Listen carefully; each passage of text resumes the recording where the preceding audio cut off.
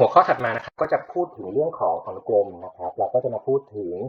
คุณสมบัติของอนุกรมแล้วก็จะแนะนำอนุกรมที่สำคัญทั้งสองแบบด้วยกันนะครับก็คือเป็นอนุกรมเรขาคณิตแล้วก็เป็นอนุกรมสลับนะครับเริ่มต้นนะครับเราก็มาพูดถึงนิยามของ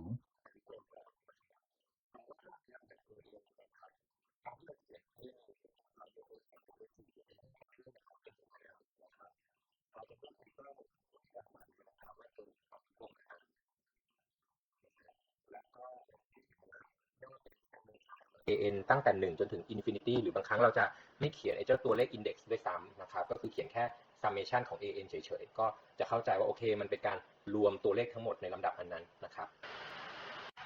ทีนี้ครับเราก็มาพูดถึง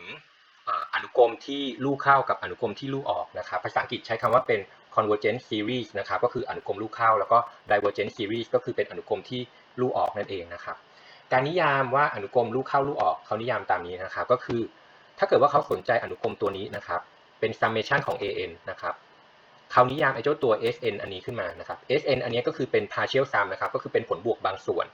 เป็นผลบวกตั้งแต่พจน์ที่1จนถึงพจน์ที่ n นะครับเพราะงั้นพอเขามี Sn ตรงนี้เขามอง Sn ตรงนี้นะครับเป็นลำดับอีกอันหนึ่งนะครับงั้น S1 ก็คือเป็นผลบวกเฉพาะ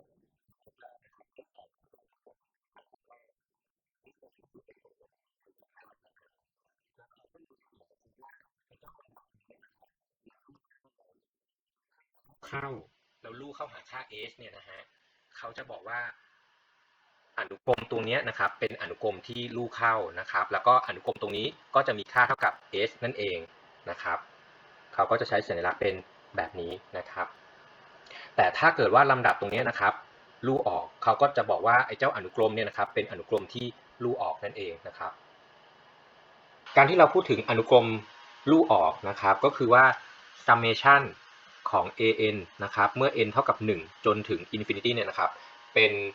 อนันต์หรือว่าไม่ลู่เข้าหาค่าอะไรเลยก็แล้วแต่นะครับซึ่งการที่มันลู่ออกเนี่ยนะฮะมันเกิดจากผลรวมนะตอนพจน์ท้ายๆนะครับมันลู่ออกนั่นเองนะฮะดังนั้นเนี่ยถ้าเกิดว่า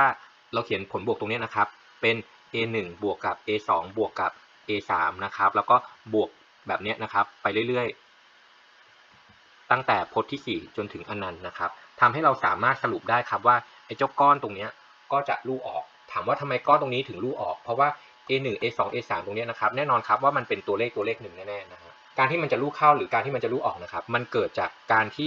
ผลบวกตั้งแต่จุดหนึ่งไปเรื่อยจนถึงอนันต์เนี่ยนะครับมันรวมกันแล้วค่ามันไม่เข้าหาตัวเลขอะไรเลยนะครับปัญหามันขึ้นอยู่กับที่ความเป็นอินฟินิตี้นั่นเองนะฮะเพราะฉะนั้นถ้าตัวนี้ลู่ออกเราสามารถจะสรุปได้เลยครับว่า summation ตั้งแต่4จนถึง infinity ก็คือลู่ออกนั่นเองนะครับหรืออาจจะบอกเป็นตั้งแต่7จนถึง infinity ก็คือลู่ออกได้เสมอนะครับตัวอย่างอันนี้นะครับก็คือให้แสดงว่าไอ้เจ้าอนุกรมตัวตรงนี้นะครับเป็นอนุกรมที่ลู่เข้าแล้วก็ให้หาค่าของมันนะครับถ้ามันเป็นอนุกรมที่ลู่เข้านะครับเดี๋ยวเราก็มาหาลำดับของผลบวกย่อยก่อนนะครับ ก็ให้ Sn นะครับเท่ากับ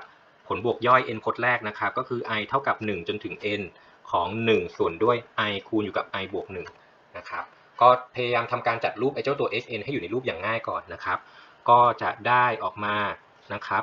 ทำการแยกไอ้เจ้าตัวเศษส่วนตัวตรงนี้นะครับก็จะสามารถแยกออกมาได้กลายเป็น1ส่วนด้วย i ลบกับ1ส่วนด้วย i บวก1นะครับก็เพราะฉะนั้นถ้าเราลองกระจายออกมานะครับเราจะได้ออกมากลายเป็นลักษณะแบบนี้ครับก็คือเป็น1ส่วน1ลบกับ1ส่วน2แล้วก็บวกกับเศษ1ส่วน2ลบกับเศษ1ส่วน3บวกแบบนี้ครับไปเรื่อยๆจนถึงพจน์ที่ n นะครับก็คือเป็น1ส่วน n ลบกับ1ส่วนด้วย n บวก1นะครับซึ่งเราจะเห็นได้ว่ามันจะมีตัวเลขที่สามารถตัดกันได้ทั้งหมดเลยนะครับทำให้เราได้ตัวเลขสุดท้ายออกมานะครับกลายเป็น1ลบกับ1ส่วนด้วย n บวก1นั่นเองนะครับเพราะฉะนั้น Sn นะครับก็คือเป็น1ลบกับ1ส่วนด้วย n บวก1นะครับเพราะฉะนั้นเขาบอกว่าลำดับอันนี้เป็นลำดับที่ลู่เข้าแสดงว่าลิมิตของ Sn ก็ต้องมีค่านั่นเองนะครับก็พิจารณาลิมิตนะครับก็จะได้ออกมากลายเป็น